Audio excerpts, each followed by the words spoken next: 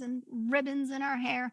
I remember church members walking in and they would look at my sister and I sitting in the pew so demurely and they would say, "And how are the Penny Angels doing today?" You see, Penny was our maiden name. And we would smile sweetly and say, "We're doing well. Happy Sabbath." And then, as soon as the person turned away, my sister would kick me underneath the pew or I would elbow her in the ribs, and we would continue our own private war until the next person walked up and would say, "How are the Penny Angels today?" And we would say, "We're fine. Happy Sabbath." And they would turn around, and then my sister and I would continue whatever argument we had going on that morning. The danger of pride. Danger number 4, the danger of judging. Remember John chapter 8, the woman who was caught in the very act of adultery. She was dragged and thrown at the feet of Jesus. Now, the scribes and the Pharisees and all of those people who thought that they were better than her had thrown her at Jesus' feet to make a public spectacle of her. You see, we have little tolerance for people who sin differently than we do. 2 Corinthians 10:12, Paul puts it this way: "But they, measuring themselves among themselves and comparing themselves by themselves, are not wise." The danger of judging. Danger number 5, the danger of hard-heartedness. We're in Luke. Let's look at Luke chapter 10. Luke chapter 10, this is, of course, the parable of the Good Samaritan. And we see the attitude. Remember, parables answer a question and deal with an attitude. The attitude here is self righteousness and it's also hard heartedness.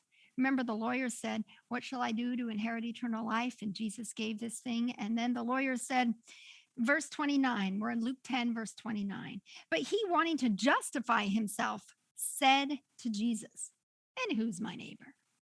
And Jesus answered." Now, in English, it's very tame, but in Greek, it's not so tame. It says, "took up." So Jesus took up the challenge that the lawyer laid down to him.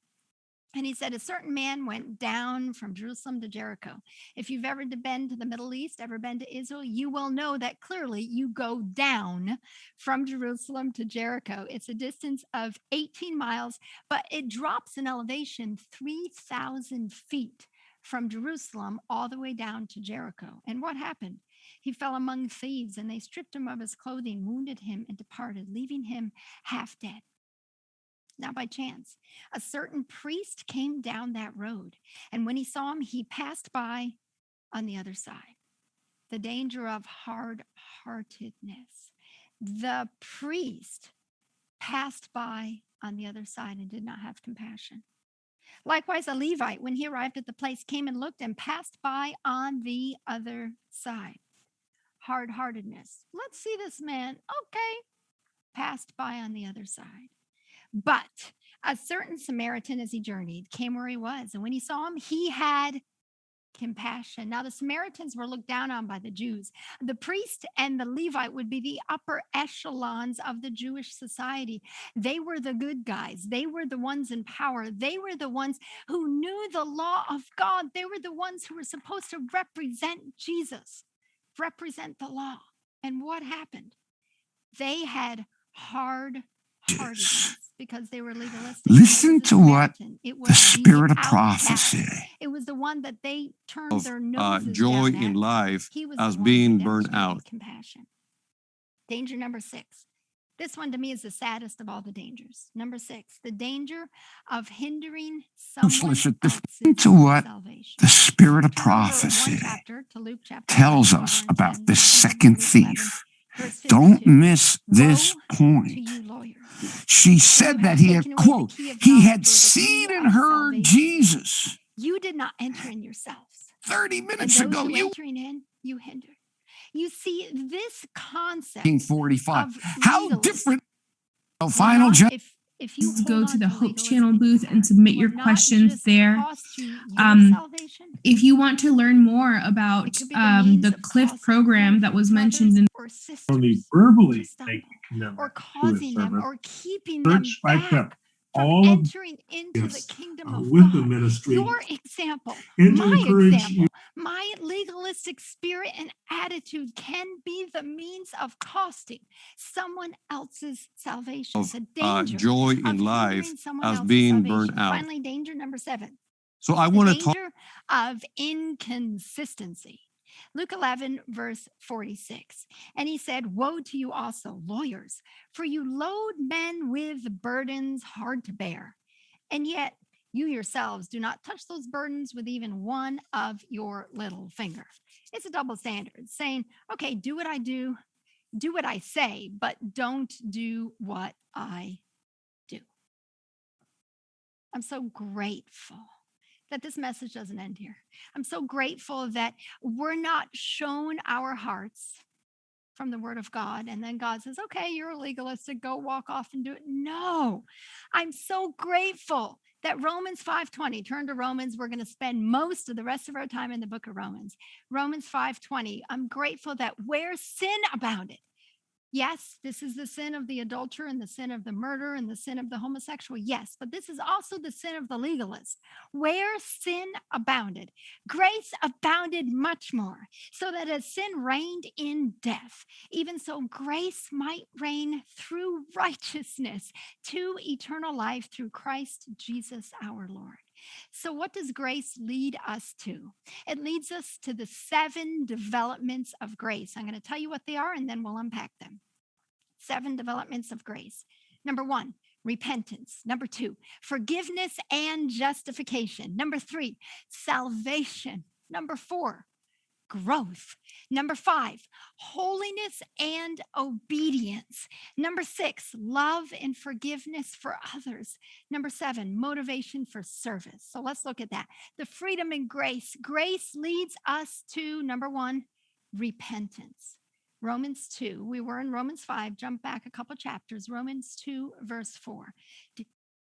Do you despise the riches of his goodness, forbearance, and long suffering, not knowing that the goodness of God leads you to repentance? You see, when you and I were steeped in sin, when you and I were wallowing in our mud, in filth and junk, we had our back turned to the Father.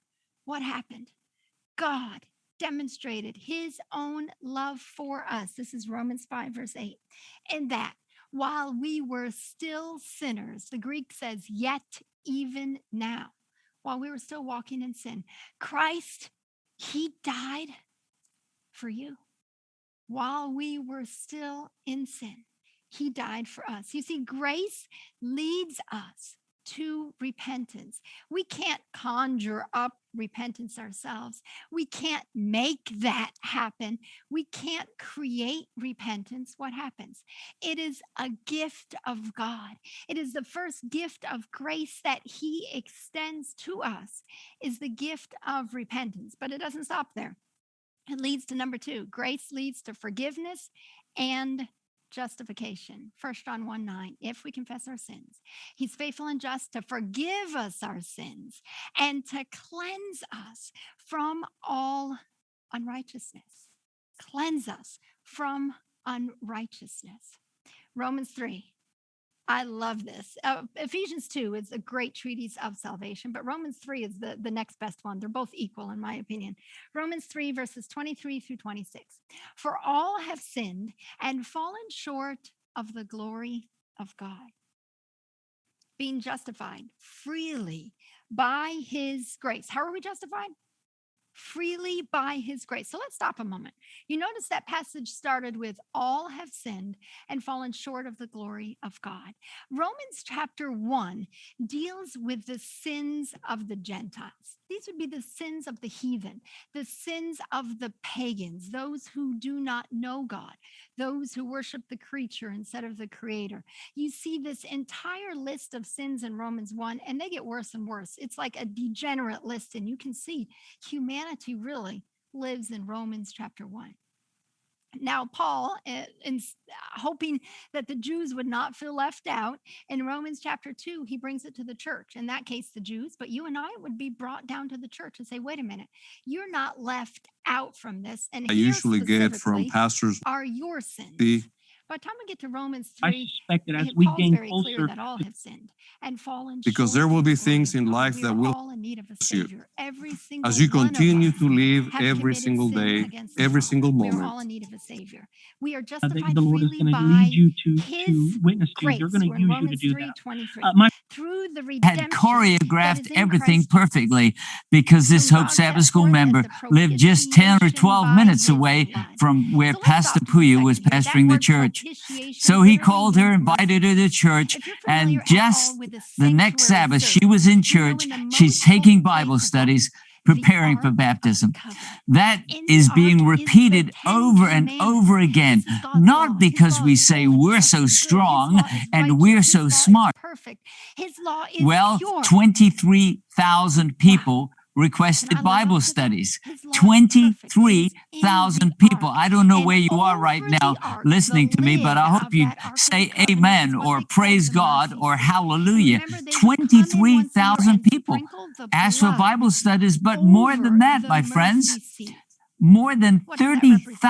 We 30,000 see the holiness, the viewers. perfection, Remember, the they're not character of in a God live in that Ark location in a His law. stadium. And They're yet the watching on their blood of smartphones, on their Jesus iPads, on their covers that computers. and is like More that than buffer 30,000 between people us and the trained law. evangelists. So when you read this again Since and you February until June understand of that, it makes 2020. such a difference to me Spirit in this empowered and passage. guided We on are my mission. justified freely And by His grace Not through the tell you redemption that the is in amount of Christ Jesus. That's patience in talking my about the blood practice of with Jesus, schizophrenia whom God set forth. Who did God set forth? on Jesus. multiple So Jesus is medications. to be the propitiation. Literally, it Who means mercy the seat. psychiatrist, not Jesus is me. the mercy seat by His blood through faith for you and I. In other words, here is God in His holiness.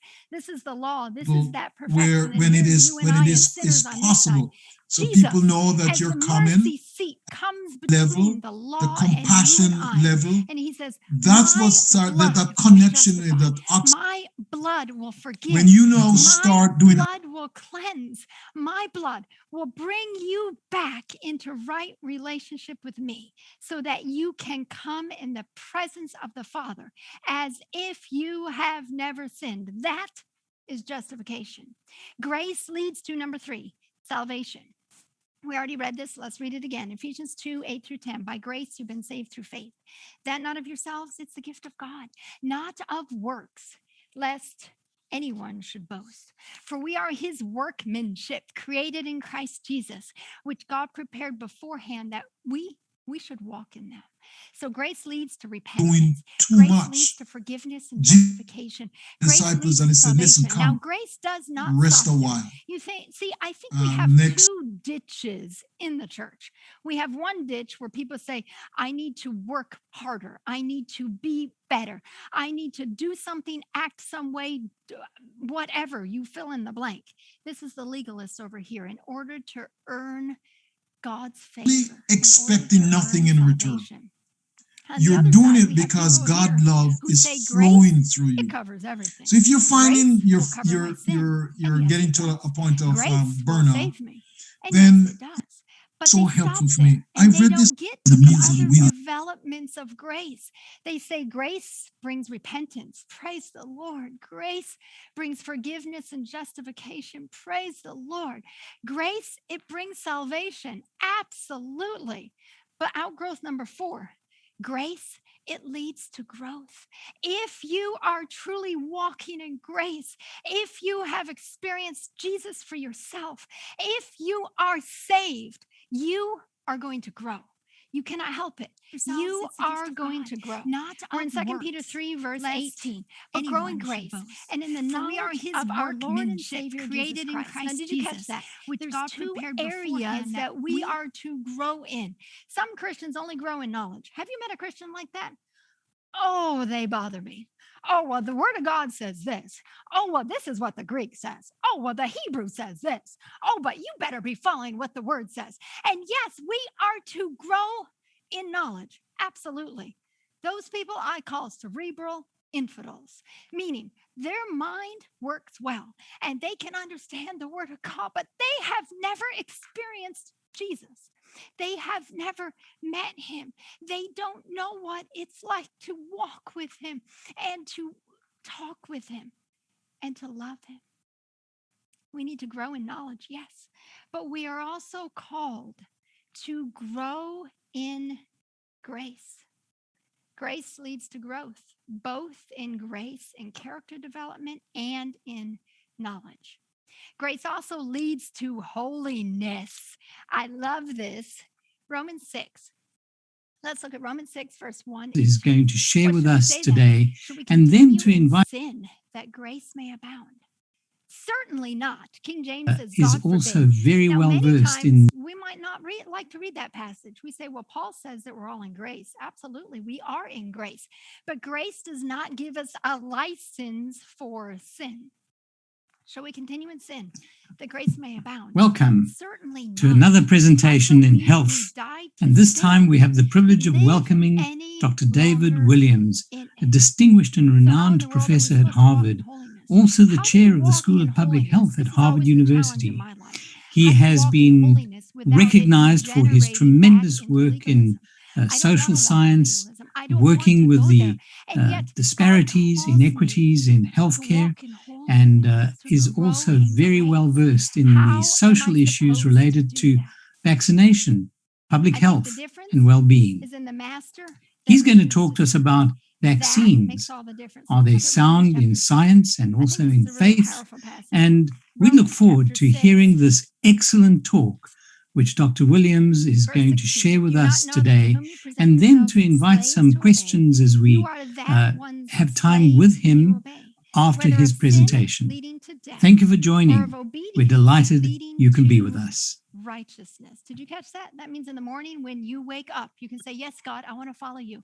I want to give you my It heart. is Or you can say, truly a no, I'm privilege doing my own to be thing. here I'm with you going my own today way. I and to don't talk want about the to topic walk of with you vaccines, just sound in yet. science And and when we doctrine. make a choice, yes, God, I want I you to live have in me. What reframed happens? that If you topic flip over slightly, one chapter, Romans and chapter 7 is amazing. This you will is that see whole as I conflict in the share my Christian's life. screen And what is here that conflict? and pull That up my, conflict is, my okay, I slides, know I'm supposed to do that this. This I is righteous, have but I don't want to do reframed it. I it want to do this over to here. be And what I effective know health I am ministry not and supposed to do, vaccines. those Is are the the things vaccine that a I'm friend doing. or a foe? This is It's the the same conflict, the topic, but I want struggle to in the set it Christian's life within the between the broader flesh and the context spirit. of And what Romans 7:17 does says, effective it's no health longer I who do ministry it, look like. but sin And I want to that begin dwells in with me. an Did you emphasis catch on the that? point It's that not me doing the effective sinful health act. It's ministry because sin has is taken up residence centered in my heart. in prayer. By contrast, if you Prayer look at must Galatians be 2, a verse cornerstone 20, of I've been effective health crucified with ministry. Christ. And And it's as not we do I this who Christ-centered live, work, but Christ who we lives do in it me. knowing that And we then are it goes on, the life I cooperating now live, together I live with by God. faith in the Son of God And who He has loved said me in and this gave work, himself for ask me. and But it did shall you be catch given it? to It's you. not me who's doing the Seek good work. and you will It's find. because Christ Knock has taken and it will up be open to residence you. in me. I And believe in the that is book the Great difference between a Controversy, legalist we and get those who this walk in grace. powerful We open statement up our heart, and when that it is Christ part lives of in you, God's you plan to cannot grant help us, but in grow in answer to the grace. prayer You of faith, cannot help that but which He become would more not like bestow, Jesus. did Number we 6, not thus grace ask. leads to So there love are and blessings forgiveness for available others. to Colossians us 3:12. that God As the is elect of God, willing holy to and give beloved, us put as on we tender depend mercies, on Him kindness, and humility, look to meekness, Him for long grace suffering, and bearing for with strength. one another, And and one forgiving one of another. those If anyone has a resources complaint that against God another, has even given as us to Christ use forgave you, in health so ministry you also is must found in forgive. James 5, verses 14 and Have you 15. met a Is anyone Seventh-day among you sick? Adventist Christian Let who him does call not for the live elders this of the verse? church and let them pray I've over been him, a anointing Christian him with who oil does in not the live name of this the Lord. verse. I And want we to tell have you the today, assurance that the if prayer you of faith will claim the save the name sick. of Jesus, And the and Lord you will raise him claim up. to be a Christian, And if he and has you committed walk sins, into church, he will and yet be you do not love your forgiven. brother, you do not extend Importantly, mercy and grace what and we are being forgiveness, told if here, you do not, if you hold on to bitterness and resentment, you are not walking in grace. You need to go back to God and say, God, I want the first step of grace, and that is repentance. And would you take me on a journey with you? Number 7, grace leads to motivation for service. 1 Corinthians 15, verse 10. But I labored more abundantly than they all. Yet not I, but the grace of God which was with me. Did you catch that? It's not us saying, well, we need to evangelize. Well, I guess we need to go reach out and help someone else. No, it is grace that gives us a passion for the lost. It is grace that leads us. It leads us to evangelism. Grace leads to repentance and forgiveness and justification, salvation, growth, holiness, love and forgiveness for others, and motivation for service. It was another Monday night, and I was at the jail with my sisters. And I asked them, how many of you have heard of the story of Daniel and the lion's den? And not one hand went up. Just as I launched into the story, I heard a cry. There was a woman screaming down the hall, and I didn't know what was wrong. And I asked the girls, and they said, oh, that's Amber. That's not her real name, by the way. She's crazy. She's been in and out of jail, and she's in solitary confinement down the hall. And the study continued, and all I could think about was I want to go pray with Amber. Why? Because Amber needs Jesus. And we finished the study, and I walked down the hall. And as I walked up to solitary confinement, in this jail, there's a glass window and then the little slot, the tray where they put the food. And she saw me coming and she said, hey, lady, come over here. Why? I want to talk to you. And I walked right up to the glass and I said, hey, Amber, my name is Jill. I want to talk to you. And so we began to talk. And then I said, Amber, I'd really like to pray for you. Would you let me pray for you? And she began to get agitated and she said, I don't need prayer. I don't want prayer. Oh, lady, look at your teeth. You have pretty teeth. That's what I want, teeth like that. And I said, Amber, I'm so sorry. I can't give you my teeth, but we can talk to the God of the universe who can help you here in solitary confinement. He can make a difference in your life. And she said, all I want is your teeth. And so in sorrow, I turned away. We could have talked to the Creator God, the God who can do anything. And all she cared about was my teeth. And as I drove home, God reminded me in the recesses of my heart that I too have been like Amber. I have prayed for teeth. When have I faced a situation where I needed to forgive, where I needed to walk out of my own prison house of addiction or my own prison house of sin, where I needed victory over something in my life? And I thought, if I only try harder, if I only do it myself, I can gain the victory, not knowing that the eternal Creator God was there waiting with open arms to help me. I don't know what invisible prison you are carrying today. It could be a prison of doubt, a prison of shame, fear, guilt, legalism. Whatever it is, come to Him just now. He says, whoever the Son sets free is free indeed. Give Him your heart as a sinner who is saved by grace.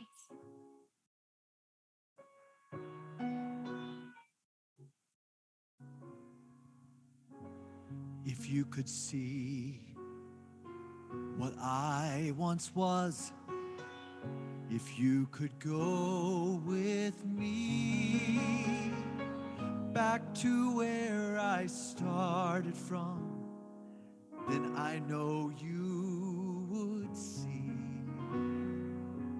a miracle of love that took me in its sweet embrace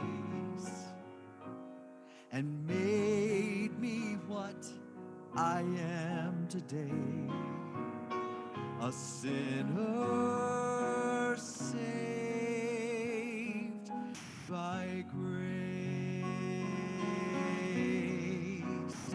I'm just a sinner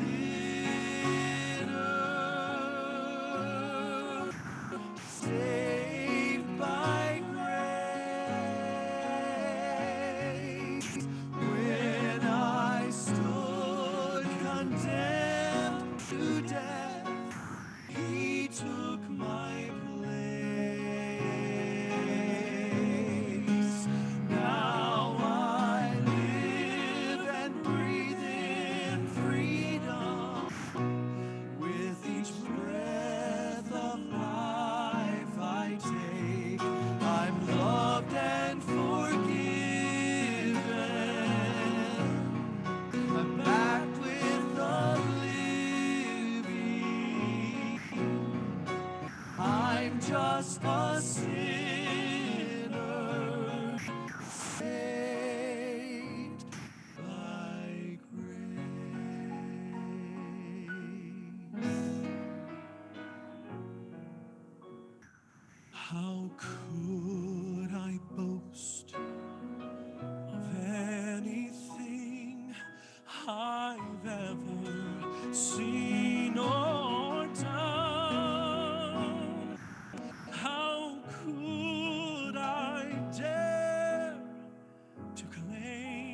smile. The victories God has won. Where would I be had God not brought me gently to the place? I'm here to say I'm nothing but a sinner saved by grace.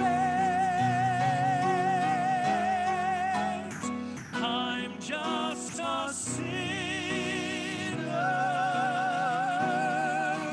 saved by grace.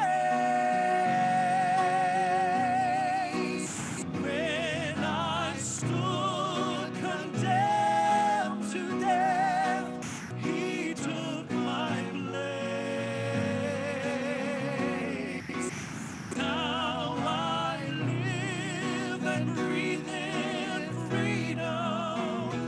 With each breath of life I take, I'm loved and forgiven.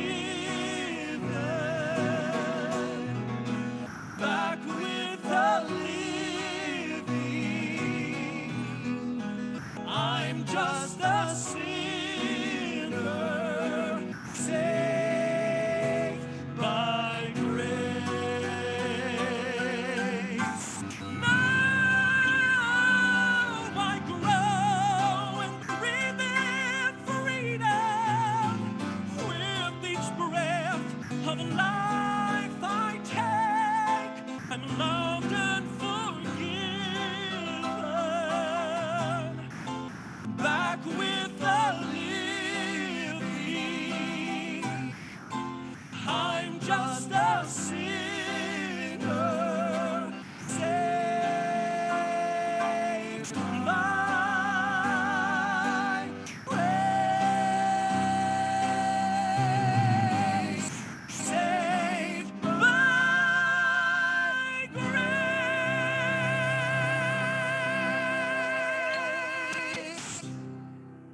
Amen. Thank you so much, Tim and Ryan. Are you grateful today that you are a sinner saved by grace? Maybe you have walked your whole life not knowing if He would accept you, not knowing if you could be good enough, not knowing if I want you to know right now that the Lord Jesus loves you, that He has arms open for you. And He says, would you come home just now? I will receive, I will forgive, I will cleanse, I will empower you to be my child.